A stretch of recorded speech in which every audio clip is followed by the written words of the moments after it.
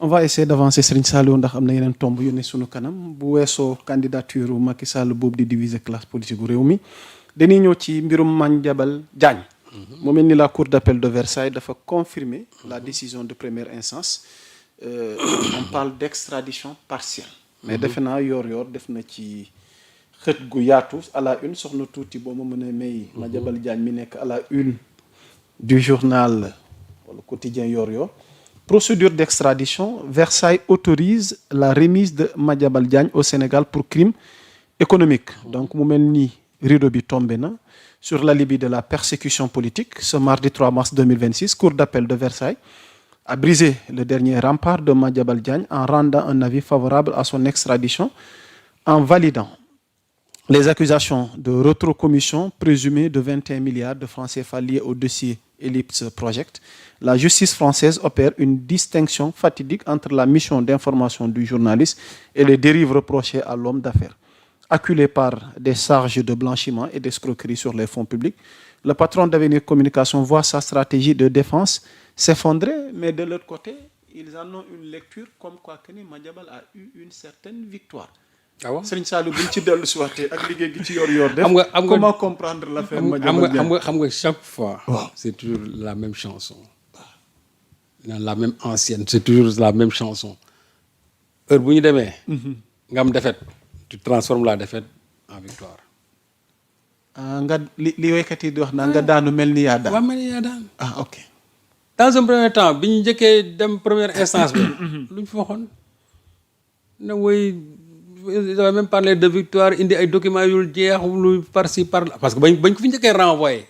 loolu la ñu njëkkoon wax daa ne loolu victoire la ci ñoom renvoi ba.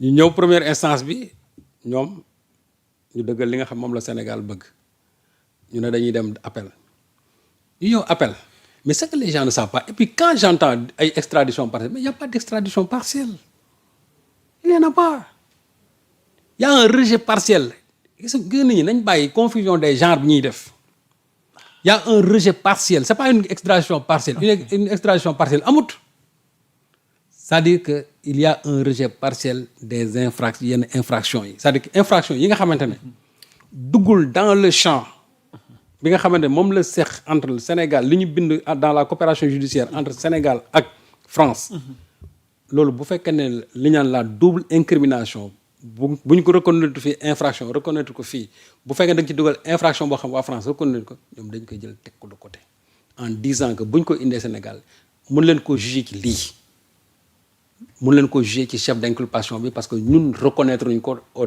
nom de la coopération judiciaire donc li nga xamante ne ñoom moom la ñu jël teg ko de côté loola ci boppam la ñuy wax c'est un rejet partiel mais la nga xamante ne moo fa des comme infraction doy na pour ñu jël Madiambal indi ko su fekkee ne kay loolu la kon gis nga li ñuy wax mooy cour d'appel neenal na mbir mi mu jeex mais nee na la cour d'appel est favorable à l'extradition de Madiambal Diagne donc il y a pas d'extradition partielle c'est-à-dire il y a un rejet partiel de certaines infractions loolu kese la léegi nag ñoom dans la manipulation toujours la ñuy wax te d'ailleurs ce qu'ils disent ils vont se pourvoir en cassation mais yow nga ne da nga am victoire di nga dem cassation te le problème qui se pose mooy la cassation n'est pas suspensive à moins que nga am une kii exceptionnelle décision exceptionnelle boo xamante ni cour de cassation bi moo naan nañu suspendre l'extradition mais fi ñu toll nii tey nii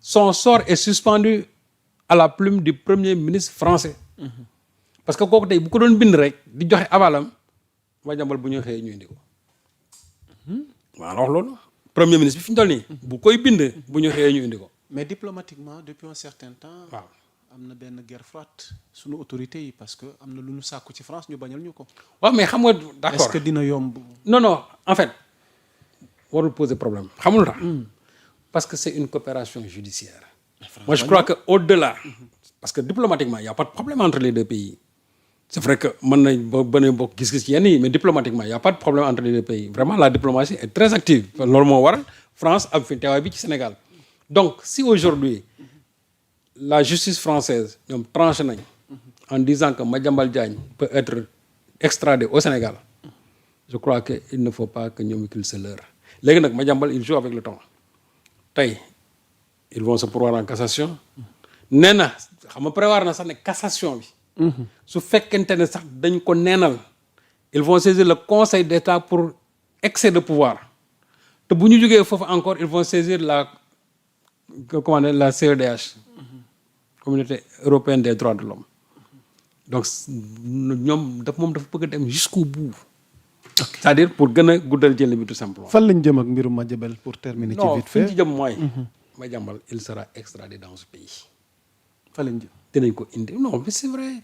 la première instance la seconde instance fi ne nii cassation bu ñu fa demoon tey on ne juge plus sur les faits bu ñu fa demee tey fay dañ ko jël teg parce que le problème Madiambal au départ c'était l'alibi politique. que moom dafa am benn posture politique moo tax ñu bëgg ko naxasal ci réew mi nit ñi sax les journalistes de mauvaise foi yi nekk ci réew mi dem nañ benn instant sax ils ont parlé même de la liberté d'expression ça n'a rien à voir avec la liberté d'expression et c'est pourquoi j'ai dit que la cour d'appel a fait une séparation nette entre la liberté la mission d'information et l'homme d'affaires ici c'est l'homme d'affaires éclaboussé par une affaire de 21 milliards de rétrocommission kooku la ñuy juger fi ñu toll nii ce n'est pas le patron d'Avenir Communication mais c'est l'homme d'affaires donc yenn journalistes yi de mauvaise foi aussi nañu bàyyi ruube gi nga xam moom la ñuy def c'est l'homme d'affaires qui est jugé ali boobu moom la ñu jëloon auparavant en disant que loolu la ñu jël teg ko ci kaw table pour juge bi wax ne woy dañ ko bëgg a persécuter politiquement par-ci par-là parce qu'il a des positions contre Ousmane Sonko nii et cetera mais loolu ça n'a pas prospéré juge moom boo ñëwee les faits yi ñu leen tegal ci table yi vraiment ça a été clair. ok yi nga xamante ne ñoom jàpp nañ ne duggul. dans les doubles incriminations. moom la ñu jël teg ko fële. loolu la ñuy wax le rejet partiel.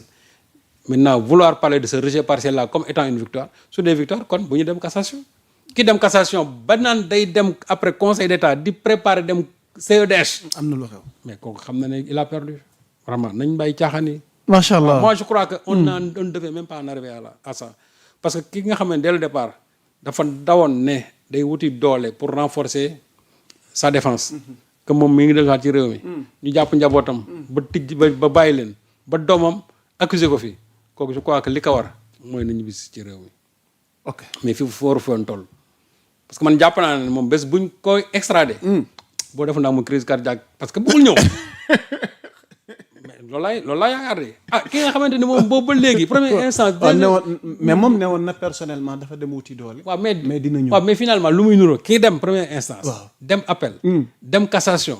bëgg a dem conseil d'état. bëgg a dem CEDH. dundee yaakaar rek. waaw mais moom laa la wax c'est-à-dire que lu procédure yooyu yëpp ci koo xam ne moom waxoon nga ne maa ngi ñëwaat. waaw ba pare nga ne yow di nga dem ba ci njobaxtan la. mais yëf yi nu muy nuru moom nañ ñëw ci réew mi. bu ñëwee rek ñu bu deful dara. mu jàppee ne deful dara. man wóor na ne bu deful dara dañ ko bàyyi. ça c'est clair. ñu jàpp ne aatu ñëwagul ko. alors sëñ Saliou beneen sujet d'actualité mi fi suscité woon coow polémique. ma bëgg waxtaane nag yéen ñi ñuy teewlu ñu jug ak kilifa gi ci projet de loi sur l'homosexualité. Il y a ce débat